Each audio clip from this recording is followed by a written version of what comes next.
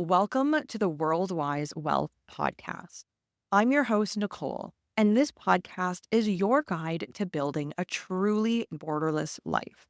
From entrepreneurship, investment migration, tax optimization, and everything in between, this show highlights the nuances of a global citizen lifestyle. Let's dive in. In today's episode, I sit down with Liz Wilcox. Now, Liz is one of the OGs of email marketing and specifically her own email marketing membership subscription. So, of course, we talk about building her business, how long it truly did take for her to build up her business to be successful, and also how she created her business simply through lifestyle design and how her days look currently. Spoiler alert, she is living the life she loves without having to spend all day working on her computer. And then, of course, we also talk about the logistics of the subscription model and why it is so beneficial. So let's dive into today's episode. I started as a travel blogger. So right now I teach email marketing, but like you, I wanted something to take me places. And I had just bought an RV.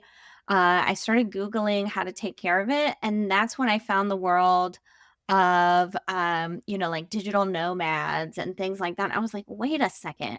I could make money and travel in this thing. Yeah, this thing has wheels. That's what I want to do.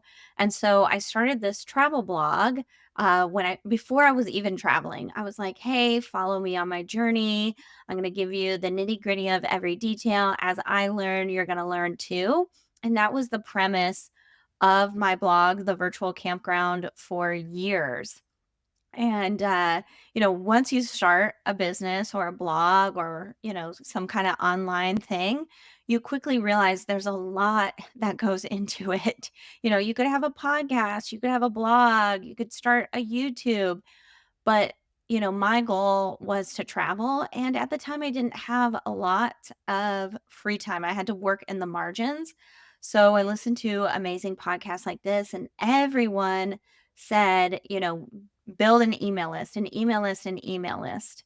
And, some of my people who are already traveling full time might be able to relate to this. I didn't have a lot of internet. So it was impossible to upload I could barely upload a 3-minute video to my Facebook, let alone a podcast episode. So I said, well, email seems like low internet bandwidth, literally. It seems like low bandwidth mentally. I can build and grow this email list, and that's how I'm going to sell. I'm going to have this direct line to other people who want to travel in their RV across North America.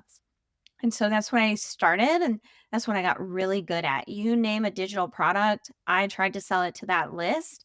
And after a few years, I got really, really good at it. I finally did the thing everyone tells you to do: build a digital course, sell it to your email list. So I built this digital course.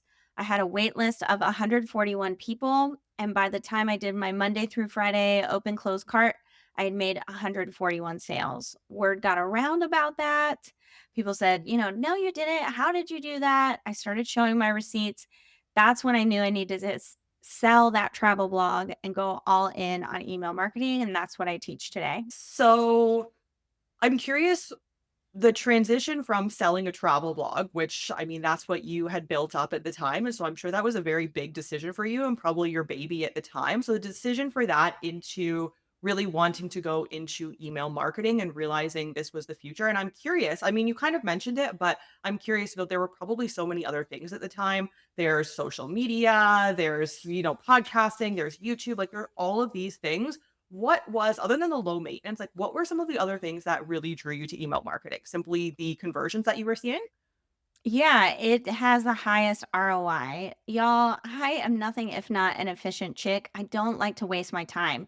We are all in this for the lifestyle of it, right? I didn't want to be chained to my desk. I didn't want to have all these crazy expectations of me from my followers, right? Where I was a travel blogger, but oh my gosh, I really hate creating content. Like, I am not a content creator. I'm not that, you know, hashtag RV life, Instagram account. I'm never going to have that YouTube channel that chronicles every aspect of their life. that was just so much for me. I just wanted to get in, have the business serve me versus the other way around. Of course, I'm not completely selfish. I loved my customers, I loved my followers, but I didn't want the business to become the life. I wanted, the business to make my lifestyle like, happen. And so it really, that was the main thing. And then when I learned about, um, just the ROI of it, right? For every dollar you spend, you get 40 bucks in return. That's been a stat that's been around since I started in 2016. And I'm here to tell you that's so, so true. Last year, I did the stats. For every dollar I spent, I made $166.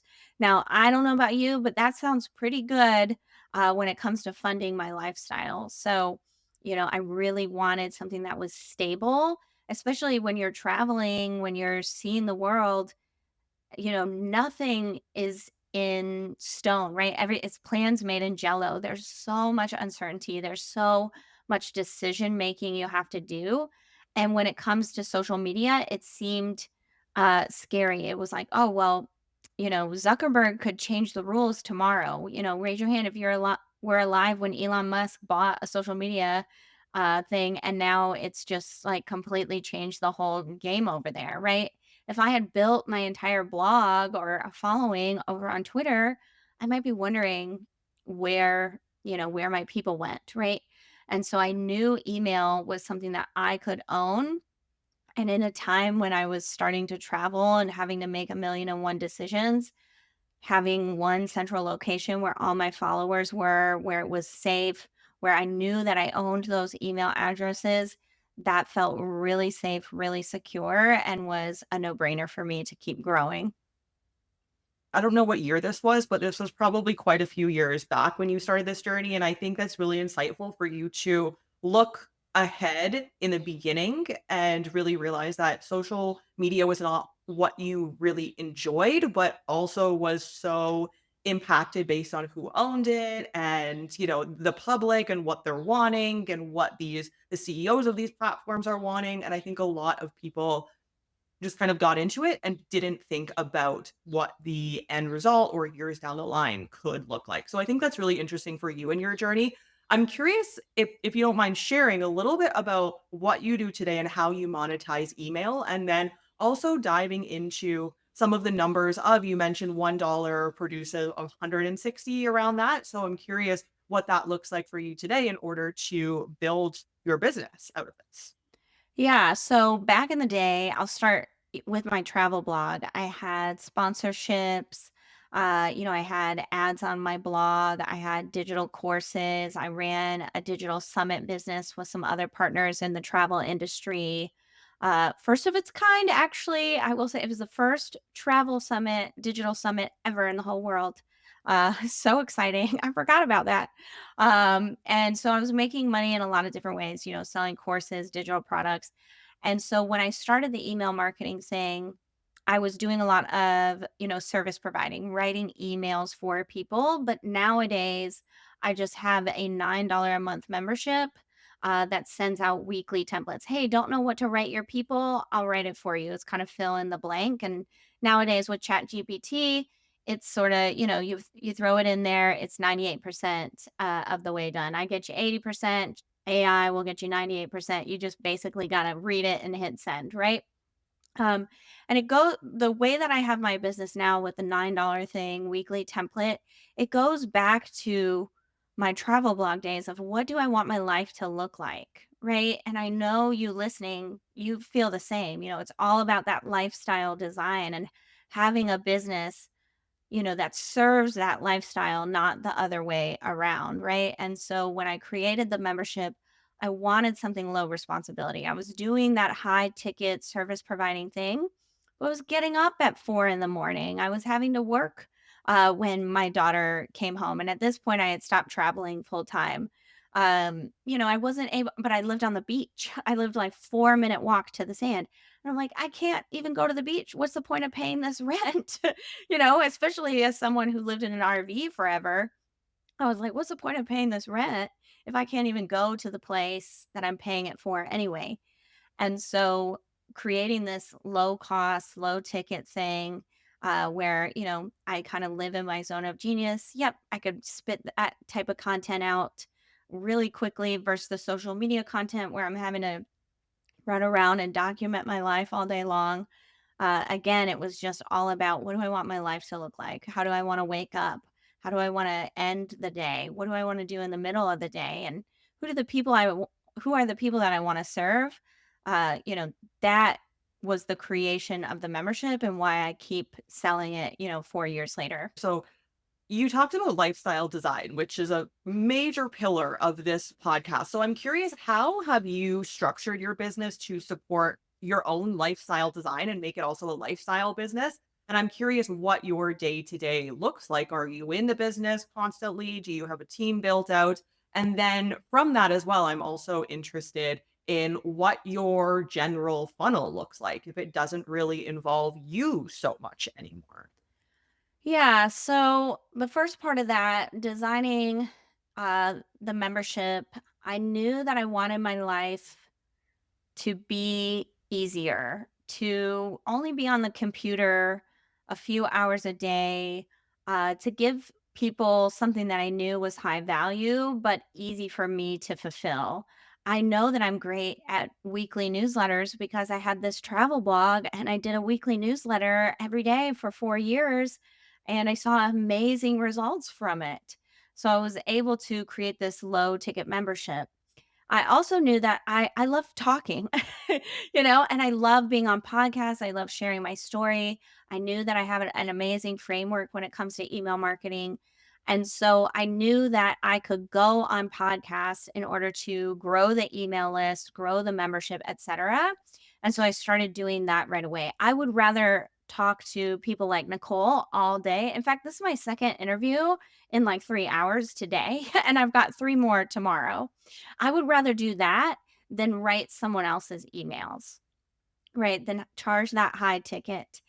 And I knew eventually, and I'll tell you what my day looks like in a second because it really looks pretty much the way I envisioned it.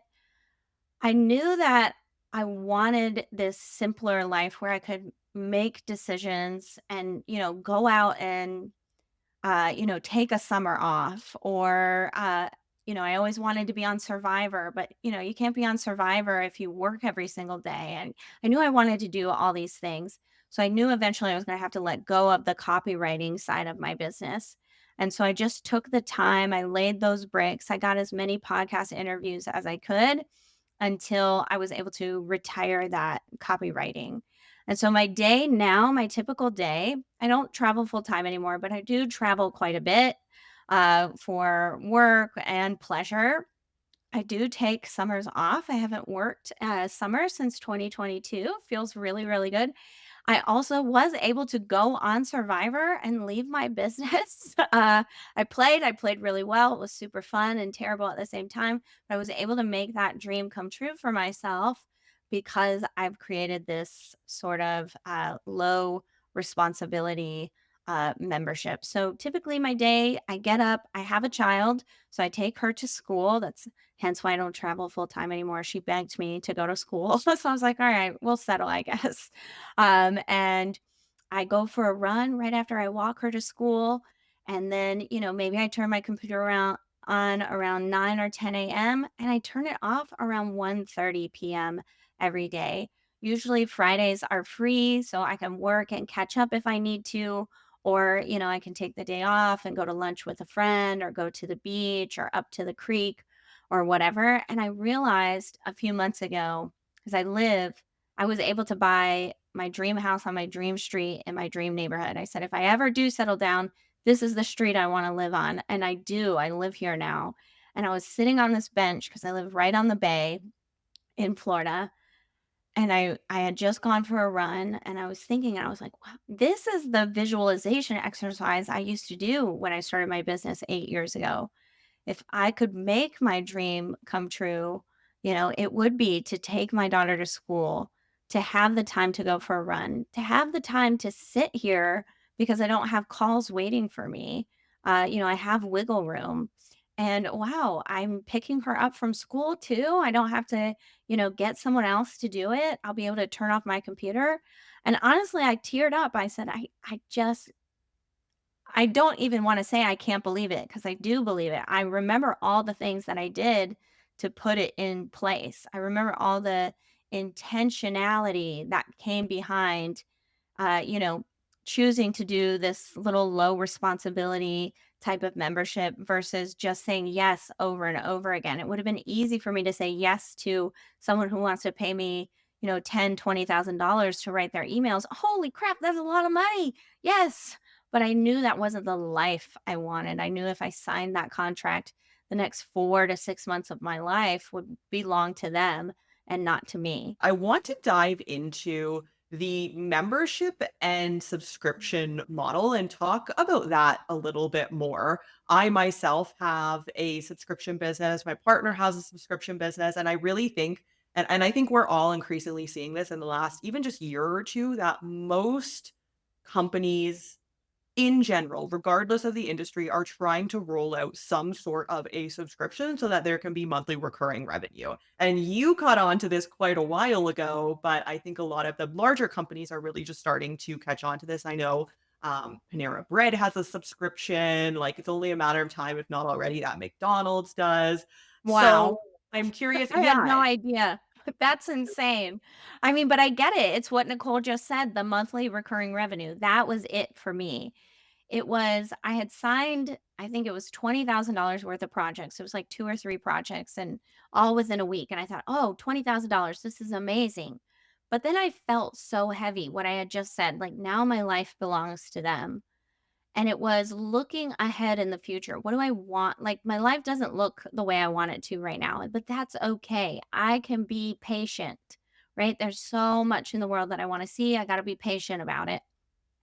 And it was that, well, how can I very slowly replace this income? I wasn't trying to replace it in the next 6 months. I don't want my life to look like that. I don't want to be stressed out and working even more than I'm working now. So I said, how can I give myself 2 years, to build the subscription model to replace this $10,000, $20,000 a month with a subscription, with a membership, and how can I do it in a way that feels easy? And that's when I came up with the $9 price tag because I was like, writing for other people, being a client-based business for me personally was really hard because and I I don't mean anything by it, but, like, I don't care about your business. I care about my business. I care about my life. And now I'm trading dollars for give a damn. Can I say that? And so, it wasn't for me. And so the $9 was a way of like, yep, I'm working really hard over here in this client thing, but $9, I can very easily ask for $9 because I know it's going to be a great deal for people. And so literally the very first time I launched this membership, the subject line was, "Can I have $9?" And it was like, "Hey, I'm gonna offer this weekly template. Yeah, I'll throw in a Q&A once a month and maybe some guest experts here and there. Do you want it?" And it was just so low effort, which in my life, and I'm sure you can relate as you listen, I've got a lot of responsibilities when I turn off my computer. So why add more responsibility? Why make it harder for myself to make a sale if the eventual goal is to replace my income with this? So I was like, $9, that's going to make it so easy to sell. And y'all, it really did. That thing, I love my membership for so many reasons. And one of them is I feel totally guilt free. It feels easy to say, hey, can I have $9? I'll give you this, that, and the other. Check it out. If you like it, great. Stick around. If you don't, it was only $9. Thanks for taking a look, right? So really goes back to that monthly recurring revenue, the patience of, I'm gonna wait for this to take off. And then the price for me, it felt easy to sell at $9. so in you saying, I'm going to wait for it to take off, I'm curious because I think people are probably listening and it's something we all do with human nature, but it's like, oh, she launched it and it was successful and a bunch of money and done. But how long did it actually take to launch? And then within that as well, and you talking about this, I'm curious how you're constantly getting a new inflow of potential new members. Are you looking to become a diversified global citizen? If this is a lifestyle that you're seeking to create, we can help. Whether it be multiple residencies, citizenships, bank accounts, trusts, or company formations, we operate in 30 plus of the most tax friendly jurisdictions around the globe to get you structured properly. Head to the link in the show notes to learn more and to get your global citizen journey underway today. Yeah, so Nicole asked me earlier about like what the email funnel looks like, and I went in totally different direction. So I guess I'll answer that now. So when I first launched it, it took about 30 seconds to launch. I sent that, can I have $9? I came up with the idea. I sent the email out, and I even told people, hey, when you purchase, there's nothing will happen. I just came up with this idea, and I have to take my daughter, or I have to get her off the school bus. I'll email you tomorrow. It's $9, take a chance.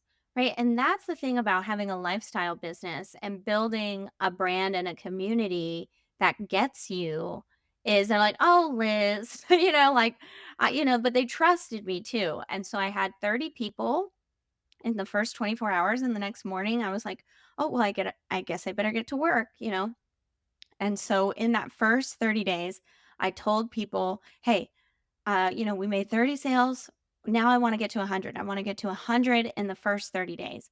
I knew that would gain some momentum, make it exciting, make it seem like, oh, Liz is serious about this from the audience point of view. And it would get me motivated. Oh, 100 people, that's $900. My VIP day is 2,000. That's nearly half of a VIP day. That would be amazing to just replace that small amount of income. $900 a month for, 30 minutes of work. Amazing, right? And so I got that 100 people. It actually took me just 28 days. And then from there, I had to fulfill that $20,000 worth of work. And so I would just share it in my newsletter. Hey, we've got 150 people. Can we get to 200, etc.? And then I introduced affiliates a few months into the game. And so I said, hey, Nicole, if you share this with your people or your bestie or your mastermind, I'm going to give you 50% for anyone that signs up. And that's when it really started. It grew from like 200 to 500 by August. I launched it in February. And then in November of that year, so about what's 11 minus 2, 9 months later. So about 9 months later, I launched something called the annual pass. And this was, hey, join the membership for a year, commit for a year. It's $108, 9 times 12 months, $108. But if you give me $108 right now, I'm going to give you all my other products for free. Again, I just wanted an easy sale and I wanted some cash flow upfront so I could quit my copywriting. I really thought, oh, this membership, 500 people in 6 months, I'm on to something here, right? And so I launched that. I said, I'm only selling 100 of them. It sold out in 2 hours. And that's when I knew I had a hell of an idea. And it was super, super simple. I just tagged them in ConvertKit, which is what I use for my email service provider, annual pass. And the entire next year, they just got whatever I was launching for free.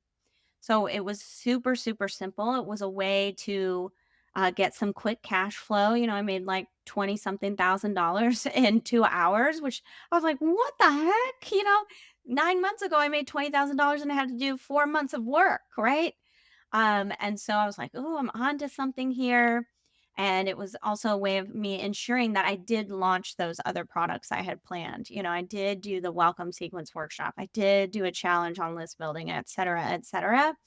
And I've been doing that every 3 or 4 months, that annual pass sale.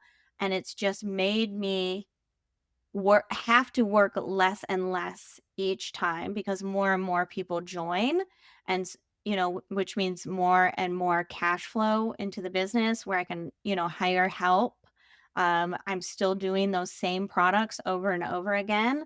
And it's really, now I'm walking my kid to school, I'm hanging out with Nicole for an hour, no big whoop. That's amazing. I love that you've built this for yourself. So the inflow of and I know there's a lot of Yeah, yeah, questions let's going talk on here. about I'm that. curious, because, with a membership service, it's great you're having monthly recurring revenue, but you also want to continue to constantly grow that. So I'm curious, without you being too heavy into social media, what that looks like for you. Yeah. So number one, I do a lot of podcasts. I just mentioned in the next, in the first 48 hours of the week, I've got 5 podcasts lined up. Right. So I do a lot of interviews. And nowadays, the membership is almost 4 years old and people want to talk about the membership, which is great for me. That's just, a quicker pipeline, right? Um, so I do a lot of interviews, a lot of digital summits, a lot of private trainings for people. I even do some in-person speaking, and that really helps. Also, I am constantly selling to my email list. When people come into the list, of course, at the end of every podcast, I'm like, join my list, da da da da, da, right? When they do join, they immediately get a tripwire. So when you join, instead of going to a thank you page, you go to a sales page for my membership and you say, hey, you've probably heard of this. I just wanted to show you the sales page. Here it is. And then, speaking of a funnel, I don't really have like a traditional funnel because it's $9. I don't need 20 emails to sell you on $9. So you actually only get one email out of four that sells you the membership. It's the last of four welcome emails. And it's that can I have $9 subject line. And I say, hey, this is my main offer. This is why I do things. And then, of course, I send a weekly newsletter. And in those newsletters, I'm constantly mentioning the membership. The second way that I grow is with affiliates. So since I've launched my affiliate program about 3 years ago, I have about 1,800 affiliates. I'd say about half of them are active. So every single month, I am paying out 100 to 600 affiliates that sell the membership for me. Yes, $4.50 at a time. It's pretty awesome to see. And then the third way I grow the membership, which is kind of related to the affiliate, is I do launch that annual pass about 3 times a year. And that's such like a stupid, easy offer. It's like, oh my gosh, for 108 bucks, I'm going to get everything this lady has for a year. It's like Costco, right? For 60 bucks, I get to into the store and I get to buy everything at cost, right? And that's where I stole the idea. I stole it from Costco. I was like, wait, they're making that much money off $60? Like, surely I can make enough money for my lifestyle business, right? And so those are the 3 ways, really getting a lot of interviews, a lot of publicity with podcasts, the affiliates, and then running the annual pass a few times a year drums up a lot of attention about the membership. So I get huge influxes every time I launch it. And you've been doing this for quite a while, so I'm sure people really know, like, and trust you at this point as well, which is very beneficial on your end. So, all right, now I want to dive a little bit deeper and really get your opinion on subscriptions and memberships because you are, I think of at least one of the OGs. Like I said, my partner especially has really studied your work and what you do and your story. And so I also know it quite well. But I'm curious what your opinion is in terms of the subscription model. And do you think that that is a model that, yes, it may look a little bit different in some industries, but can work for almost any industry out there? Yeah, I think it can work for just about anyone. I mean, if Panera can do it, surely you can. I mean, I stole the idea from Costco for heaven's sakes, right? So it really can work for a lot of different industries. But I think what makes mine work in particular, and it's something you have to really, weigh for yourself as you come up with your idea is number one, my idea is a huge gap in the market. I don't know anyone else when I started, now there's a few of them, that sell weekly newsletters, right? So most copywriters and marketers will sell you sales templates, right? Oh, these are sales email templates because that's money, that's sexy, right? A weekly newsletter is like, oh, whatever. But really, it is actually the thing you need to make those sales emails work, right? You need to put in that work before you launch something. We all know that. We've all launched something and it didn't work. You're like, well, maybe I wasn't even talking to my audience before I launched this, right? And so it really is an outlier in my industry. So it was also a huge gap in the market. So, and this isn't me tooting my own horn. This is like true analysis of why it works. Like, it really is a very unique and very necessary product. And also the price is just stupid. Like, it's stupid low, but I love it. I don't know, maybe I'm a contrarian. And it's a very easy sell for being such a large gap in the market. Right. So when it comes to your product or your like subscription recurring revenue model, what can you offer your people that's a bit of a gap, but something you're really good at?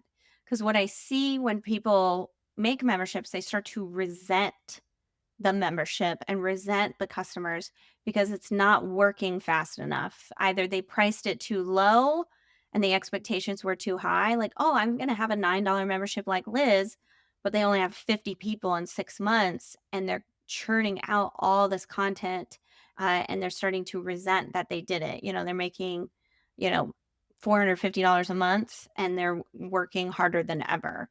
Right. So, really thinking about what is my zone of genius? For me, weekly newsletters are so easy for me to templatize. It takes me maybe 20 to 30 minutes to write them. So, what's something you can do that is super simple for you that you're not going to end up resenting? And then being willing to put in the work. Nicole and I mentioned earlier, like, I had that patience. I was gonna give myself 2 years for it to have 1,000 people. 1,000 people, that's $9,000 a month. Oh my gosh, that's more money than I could ever dreamed of. I grew up super, super poor. At the time of launching the business or at launching the membership, I only needed $6,800 to live, eat, pay my bills in my personal life and my business. So 9,000, I was like, "Whoa, if I could give myself 2 years, you know, then this will be my main source of income." But I was willing to wait. A lot of people, that resentment builds up too quickly. So really thinking in your mind, how long am I willing to put in not just wait, right? To work and wait for this result. I think those are really absolutely necessary things to think through before and as you're launching your membership model. Great advice. What makes people stay in a subscription or a membership long term, in your opinion? I think long term, number one, you continuously deliver on your promise. And then number two, they feel like they are part of something, right? You, as the facilitator, as the leader of whatever it is you're doing inside this membership, have to stay excited about it, have to remain present, and have to facilitate conversations. If you can create community in your membership, mwah, chef's kiss here. Now, of course, don't create community right away because, it takes a minute, right? I didn't create a Facebook group for my membership until I had 1,000 people in it. But I did live Q&As. I would, talk to them in the inbox, etc. And then at 1,000, I thought, yes, these people can talk to each other. And the more they talk to each other, the more they're going to be able to help each other, which again helps my lifestyle, right? But it's gonna make me excited about the business over and over. Every time I go into my Facebook group and I see people helping each other, or I see people, quoting something I said at a Q&A a couple months ago, or putting in a podcast episode that I recorded that they think somebody hasn't heard yet. It's like, yes, okay, what I'm doing is working. This is exciting. I need to keep going. So making sure there's a level of community or a sense of belonging even can really help people stay in. That brand loyalty is really, really important. There's some people who will never leave Netflix as long as Netflix exists because they have that brand loyalty. Oh, I was one of the first. I've had it since, 2011 or whatever, right? There's some sort of belonging there. So if you can create that in your membership somehow, I think you'll be able to keep people around for a long time. Great answer. And so I believe in your membership, you only have one tier, but I'm again interested your opinion, really understanding this business model so well. one tier, multiple tiers? Like, what do you see? And of course, it can depend on the business model as well, but what do you see as some pros and cons for each? A pro for having one tier, easy. Don't have to think about it. You can sell it super simple. A con is maybe lost money, but y'all, I don't really believed in like missed opportunities or, leaving money on the table. Like, I don't know. I feel like that's what people say to try to sell you something. It's like you're leaving money on the table. It's like, what table? Like, what are you even talking about? I'm in my kitchen. Um, and so I I love the 1 tier, but if you think about it, I guess I do have 2 tiers, right? You can be on the $9 monthly or you can upgrade, to the annual a few times a year, right? But for me, it's always been just the simplicity of it. A lot of people have said, "Oh, well, Liz, if I join your membership and I'm using it for my clients, that should be another tier, right? That's a professional tier. That should cost more." And I'm like, yeah, but then I'm going to have to set up a sales page and I'm going to have options. And then you're going to have to be thinking about which tier and you're going to email my, customer service rep and she's going to have to explain to you. And then maybe you forgot. And so it just puts up a lot of friction, I think, especially when I'm trying to make this a stupid simple offer, something that's easy to sell and easy to buy. And so that's why I've always kept it 1 tier and 1 tier only. Oh, that's so interesting. So people are saying like, "Hey, I am okay to give you more money because I'm using this for multiple of my clients." And you're just like, "Nope, I like it simple. I want to keep it as simple as possible." Yes, literally, people have tried to pay me more. They're like, "Well, I'll just buy another one." I'm like, "Don't. Why?" Because then my assistant's gonna see, like, you're gonna email, and she's gonna be like, "Oh, you have 2 accounts." Then she's gonna cancel and refund you because there's been like, just don't. Like, you're not. I just want things to be simple. Like I said, I have a lot of responsibility in my life, and especially maybe this comes from my background in traveling full time, you make so many freaking decisions. Like some people don't understand what it's like to get into the car and not know where the grocery store is, right? Or not know where to go to the library or where to find Wi-Fi. Like it's so much decision making. And so in my business, as I created all these businesses, it was like, how can I just make this the simplest so that I can sell it really simply without anxiety and somebody can just make a decision. Yep, that's for me, Liz, or nope, not right now, not interested. I'm curious if you know your Enneagram because for me, if I were in your business model, I'd be like, okay, how can I grow and scale and act and this and that? And I love that you're just keeping it as simple as possible and it's still extremely successful. Yeah, I'm an Enneagram 3, so I'm an achiever, a high performer. And what are you, Nicole? I'm so interested I am an now. 8, but my partner is a 3 to the T. Okay, yeah, so if you don't know, like, the A is the challenger. I have a lot of challengers in my life. My business coach is a challenger, and when I first launched for 6, 9 months, "Liz, what do you think about $18? Well, what about 9.50? What about 9.99?" Like, anything to try to get me to up the price, but it was great because it really solidified that, no, the price is the price. Like, a lot of people say, "Oh, my price is my price." And that's how I feel about mine too. It's not that it's so super high, but it's like, nope, this makes it so simple for me. And to Nicole's point about the Enneagram and me being an achiever, do you know how many sales I make? Like for $9, I'm making a lot of sales, which to my Enneagram 3 self is like, wow, I'm so freaking successful. Look at that. That's crazy. Like I think the last time or last Black Friday 2023, when I launched the annual pass of my membership, we made something like 1,300 sales. I was like, wow, this is amazing. That felt like high achieving, right? So yeah, I just like to keep it simple. I make a lot of decisions in my day, and if I the less decisions I can make in my business, I feel the better it runs. I love that as a business motto to live by and to always be front of mind for you. So, of course, I have to ask you were recently on Survivor. Did that impact? I mean, of course, you're not going on there for business reasons, but did that impact your business in any way? I will say that it negatively impacted my business in that I was exhausted and completely depleted for a very long time. So I'm a very high energy, super excited. I love my business. I love my people.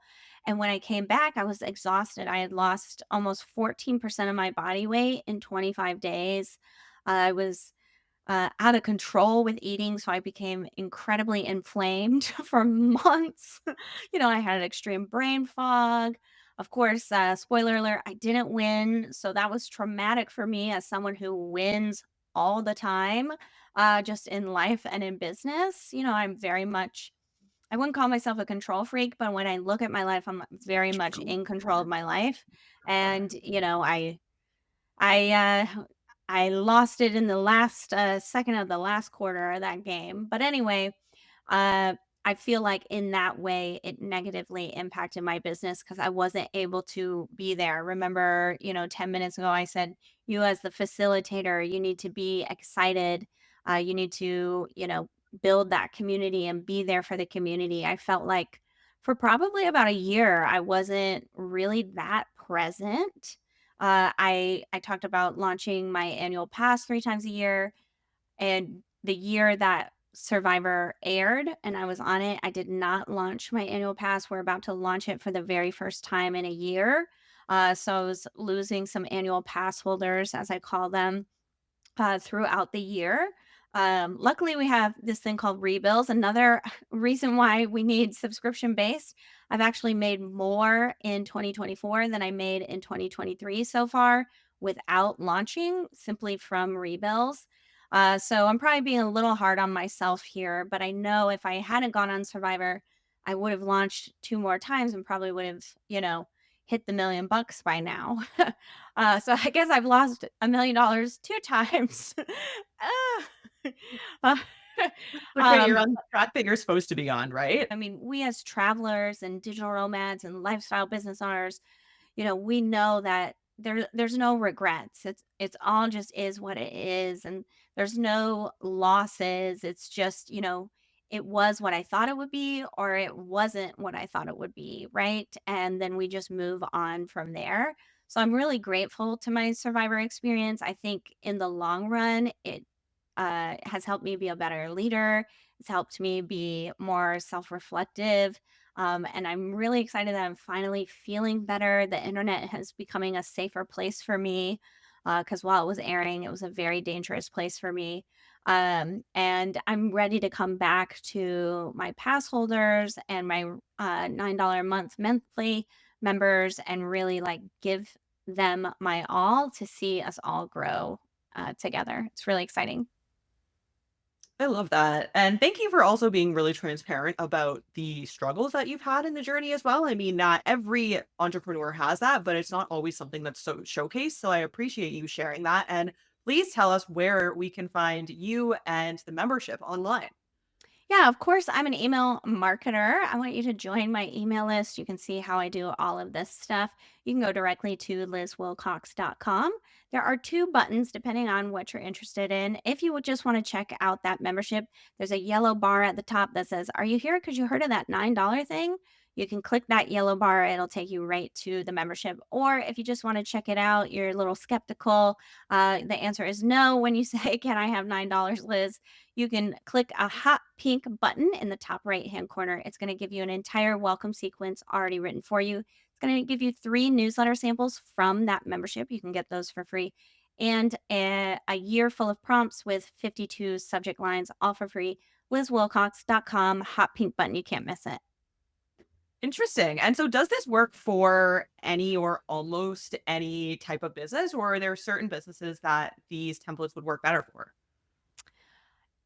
I work very hard and have an education background and a master's in leadership so that these can work for all types of businesses. I have a nun in my membership that sells children's books, and the profits go to her monastery. I have a BDSM educator in there. I have lots of travel bloggers in there. I have local businesses like construction and insurance agencies. I just lost it. It's a really funny one. Oh, a lot of realtors in there, but I also have just, regular old content creators, podcast hosts, YouTubers, and other people. I really try to make sure it's not just a template. You get a video walkthrough, you get two samples, you get the Q&A, you get the community so that, no matter where you're coming from, you have a place inside email marketing membership. Well, all the links are below, so definitely go check those out. And Liz, thank you for being on the show today. You've just listened to the Worldwise Wealth podcast. Visit our links in the show notes below or at worldwisecapital.com to learn more about how we can assist in your borderless diversification journey. Thank you for joining us, and we'll see you in the next episode.